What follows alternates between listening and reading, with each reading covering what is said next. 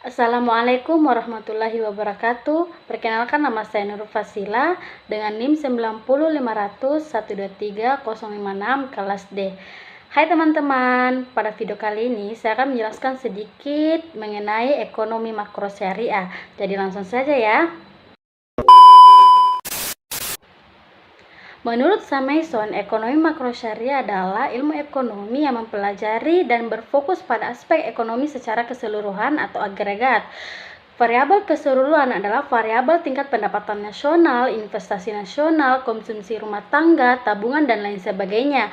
Adapun permasalahan utama ekonomi pada saat ini yaitu pertama, pertumbuhan ekonomi yang rendah, di mana pada tahun ini mencapai persentase 5% dan pada saat Covid itu 2,25%. Yang kedua, pengangguran tinggi yang dimana pada tahun 2025 yaitu tahun saat ini mencapai persentase 4,5% dan PHK 2,5%. Yang ketiga, adanya inflasi, dan keempat, depresi nilai tukar mata uang atau penurunan nilai mata uang. Masalah ini terjadi karena adanya kelangkaan, yang dimana kelangkaan ini disebabkan adanya pemilihan. Jadi solusinya yaitu dibentuknya beberapa kebijakan seperti kebijakan fiskal, kebijakan moneter, dan kebijakan perdagangan, yang dimana kebijakan fiskal ini dibentuk untuk pengurangan pengangguran dan kebijakan moneter dibentuk untuk mengatur nilai mata uang, serta kebijakan perdagangan dibentuk untuk mendukung UMKM untuk ekspor, yang dimana keuntungannya ini dijadikan sebagai devisa negara. Adapun perbedaan mendasar antara ekonomi mikro dan ekonomi makro.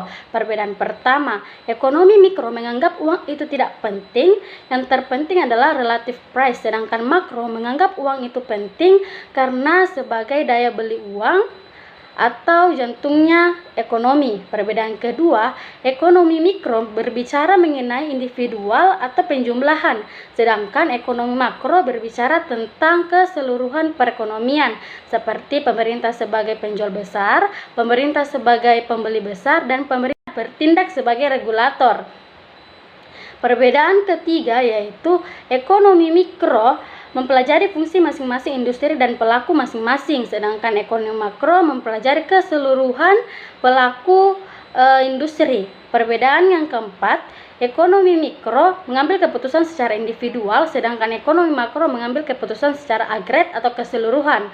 Adapun indikator-indikator ekonomi makro yaitu pertama PDB atau produk domestik bruto, yang kedua kemiskinan, yang ketiga pengangguran, yang keempat neraca pembayaran, yang kelima sektor keuangan, dan yang terakhir itu perkembangan daerah.